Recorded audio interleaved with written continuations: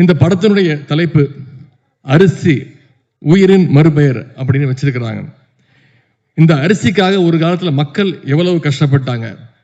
பண்ணையாளர்கள் கிட்ட வாழ்க்கை முழுக்க அடிமையில இருந்தாங்க. காலமெல்லாம் வயல்லையே வேலை பார்த்தாலும் அவங்களுக்கு ஒரு நேர சாப்பாட்டுக்கு கூட வழி இல்லாம இருந்துச்சு. அப்படிப்பட்ட விவசாய தொழிலாளருடைய உரிமைக்காக களத்துல இறங்கி கம்யூனிஸ்டுகள் இதுவரைக்கும் எத்தனையோ போராட்டங்களை நடத்தி இருக்கிறாங்க. அதுல வெற்றியும் கண்டிருக்கிறாங்க.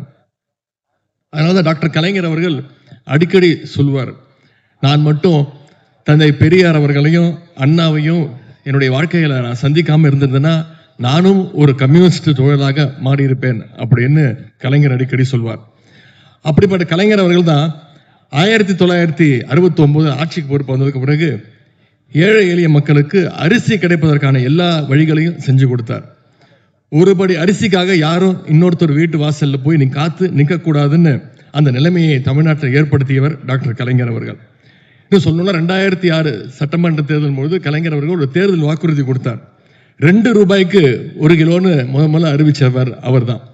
அந்த காலத்தில் மக்கள்கிட்ட மிகப்பெரிய ஒரு வரவேற்பை பெற்றுச்சு.